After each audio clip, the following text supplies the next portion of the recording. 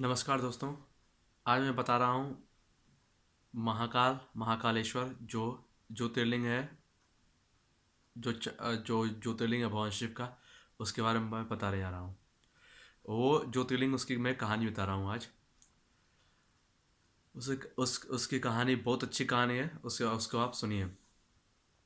उस कहानी शुरू होता है। एक ब्राह्मण थे उज्जैन में, महाकाल में। उनका नाम था वेदप्रिया, और उनके 4 बच्चे थे जिनका नाम था देवप्रिया, प्रिय प्रिय मेधा, सुहरत सुहरत और सूरत।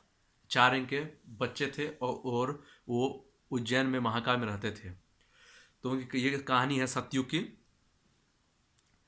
तो सतयुग में अ, उज्जैन को उज्जैन का स्टेट, उसका नाम था मालवा स्टेट। जो आज जैसे आज उसको आज मध्य प्रदेश में कहते हैं, उस समय मालवा स्टेट में था वो। और उसका नाम था अवंतिका नगरी। और इसका एक और नाम है शिवप्रिया। और इसका आज का करंट नाम है आज उज्जैन। तो वो उस शहर में रहते थे। तो जब वो ब्राह्मण वेद पाठ करते थे और पूजा पाठ भगवान शिव का रोज करते थे।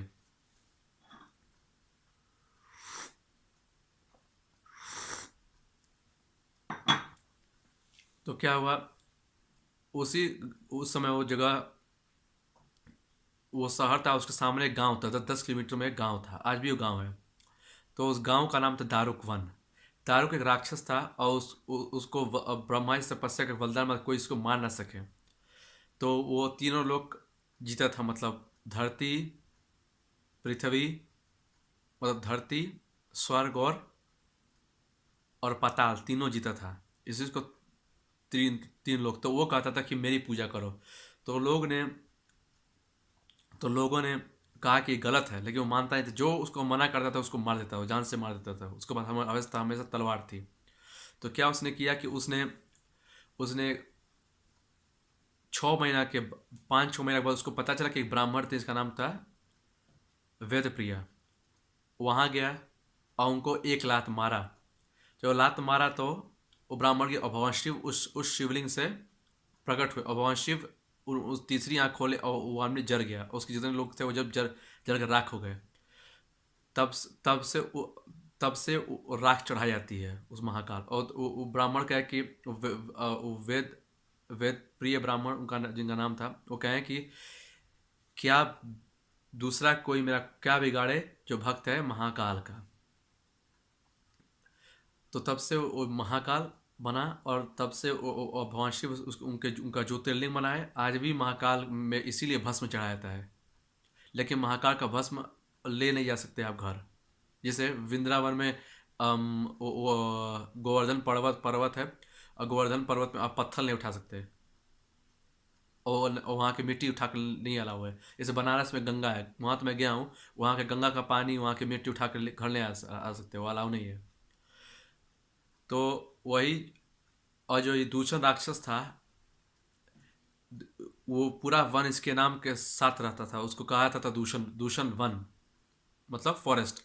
तो भगवान का मीनिंग हिंदी में सबको पता है भगवान, लेकिन अंग्रेजी में उसको कहते हैं गॉड, GOD। बहुत लोगों को पता नहीं है GOD का मतलब क्या है। गॉड सब लोग जानते हैं। गॉड का मतलब G for generator, O for operator, D for destroyer. तो इसीलिए जनरेटर मतलब ब्रह्मा, ऑपरेटर मतलब विष्णु, शिव मतलब डिस्ट्रॉयर। शिव संहार का देवता है। लेकिन तो यही है भगवान शिव की महाकाल की कहानी। और तब से वो भस्म चढ़ाया जाता है। एक और बहुत सी कहानियाँ हैं महाकाल उज्जैन के बारे में। उज्जैन के महाकाल के बारे में जो अच्छा कहानी एक और है, मैं बता रहा हूँ। यही जगह है जहाँ भगवान कृष्ण विद्या ग्रहण किए थे 64 दिन में। और यह यही जगह है भगवान कृष्ण के जो जो जो आचार्य थे, उनका नाम था सांदीपनी। सांदीपनी उन्होंने इनको ज्ञान दिया था 64 दिन में। 64 दिन भगवान कृष्ण बहुत बहुत बहुत तेज थे पढ़ाई में। और ये भी जगह है एक जहाँ राजा विक्रमादित्य राज करते थे। लेकिन राजा विक्रमादित्य अपना जगह छोड़ के चले जाते थे, कि इसलिए कि मालवा में एक ही राजा है, मतलब मालवा के राजा महाकाल राजा। एक गाना है, मतलब खाली भगवान शिव एक राजा है, तो वो अपना जगह छोड़ के और दूर थोड़ा रहते थे। यही जगह है जहाँ अम, जहाँ ये यही जगह है जहाँ नंद राय और यशोदा मैया ये दोनों लोग आए थे। 6 महीना उन लोगों ने तपस्या किया, रोज भगवान शिव की जल चढ़ाए और पूजा की यहाँ भगवान शिव का। और शिवलिंग से आवाज आया कि आपको उत्तम संतान आएगा और भगवान विष्णु के एक रूप आपका बच्चा बनेगा।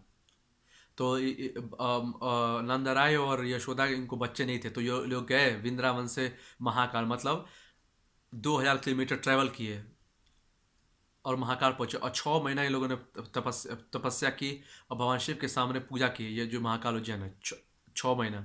और तब शिवलिंग में से आवाज़ आई, और वही सावन का समय था जब शिवलिंग में से आवाज़ आई कि आपको एक दिव्य बालक होगा, मतलब स्पेशल बच्चा होगा जिसका नाम जिसको जो स्वयं भगवान होगा। और एक और बात जो लोगों को पता नहीं है, जो कुछ कुछ एस्कॉन लोग हैं जो थोड़ा भगवान कृष्ण के भगवान शिव के अगेंस्ट है, तो मैं उनको बता दूं कि भगवान भगवान कृष्ण भी जब उनका अंतिम समय आया तो उन्होंने भी भगवान कृष्ण 2 जगह गए मरने के पहले। बहुत लोगों को पता है कि उनका पूरा परिवार खत्म हो गया, सबको पता है बात। भगवान कृष्ण 2 जगह गए शरीर छोड़ने के पहले। पहला बार काशी विश्वनाथ गए अर्जुन के साथ, और दूसरी जगह जो वो गए वो महाकाल उज्जैन। उज्जैन में वहाँ अभिषेक किया और वहाँ से आए, तब उनका शरीर छूटा।